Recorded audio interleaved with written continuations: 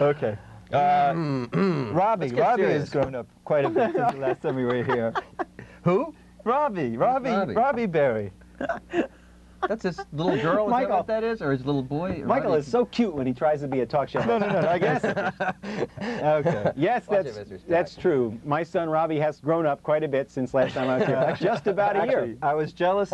One time you wrote a column about... You're jealous of his son? Yes, I am. Because how many Nintendo cartridges does he have? He has so many, it's embarrassing. And you know what? He can beat me on all of them. And that's what really hurts. Did he go to the championship that was here a few months ago? No, but he was listening on the radio to some report. I think it was on WLRN, as a matter of actual fact.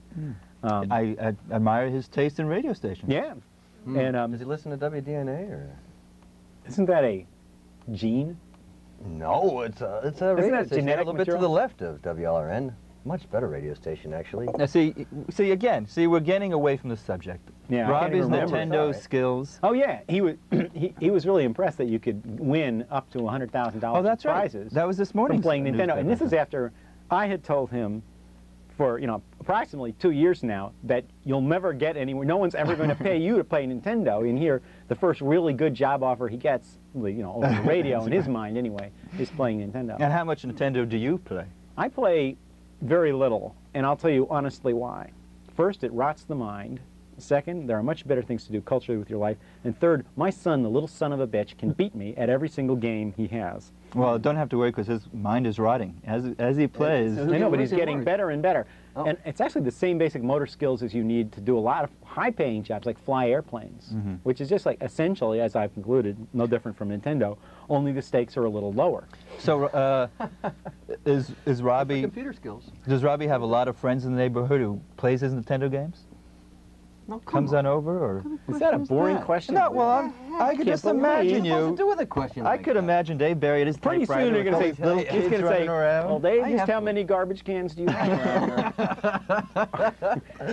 Yes. Here he is again, insulting you, Mr. Yes, he does. But I assume you're going to have him back again if you have the chance. He has friends who come over and play Nintendo, but not where I am, because I work back in my own office with a computer. That's the good news. The bad news is that my computer has several games on it. Not that I personally would ever use these things, but my son will bring his friends back to play these games when I'm supposed to be working. And I have to say, I'm supposed to be working.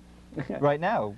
Well, I should be now, yeah. Does he still have a rat tail? Yes, he does. He has the longest tail in Pinecrest Elementary, and he's quite proud of it. He's lucky, he's lucky he doesn't live in Texas, because he'd be kicked out of school for that. Yeah, and he wouldn't have any teeth either. And his father and his uncle would be the same person, probably. There's a whole lot of good reasons not to live in Texas. All right. Well, that's enough. That's enough for Robbie. Right. Okay. All right. Next thing.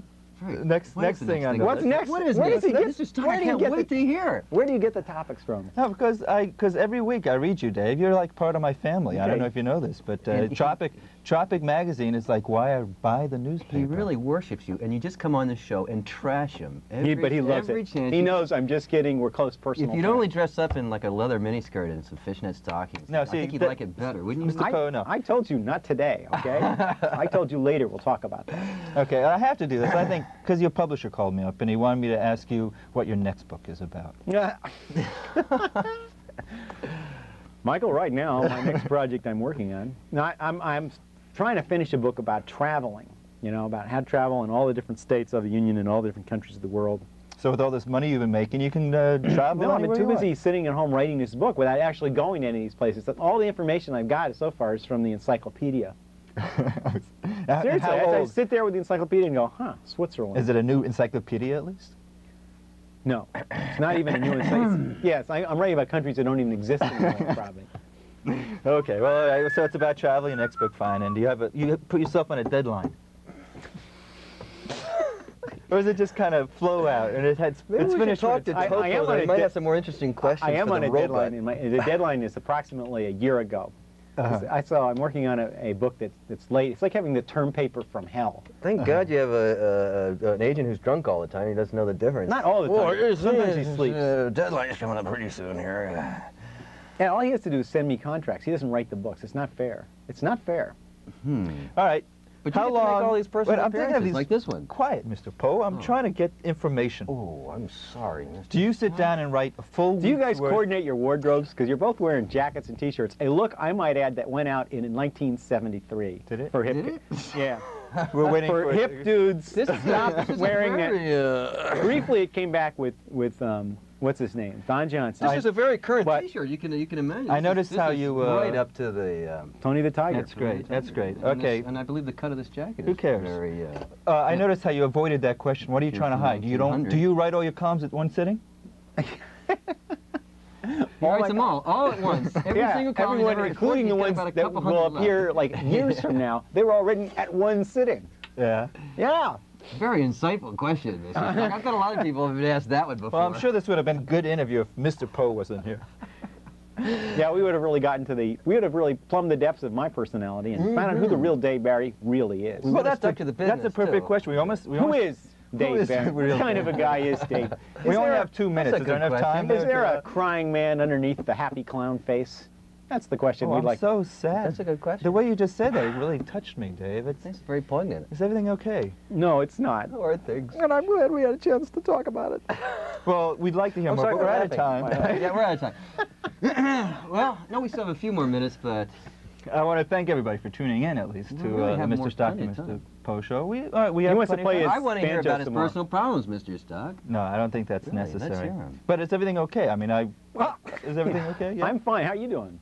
You guys fine? Oh, now he's trying to recover. Now he's trying to work. Other than your obvious physical problems. I noticed that. Whenever I've seen you speak, you always answer a question with another question. Yeah. It's a common device of humorists to actually always deflect everything that even comes remotely close to anything they think by using humor.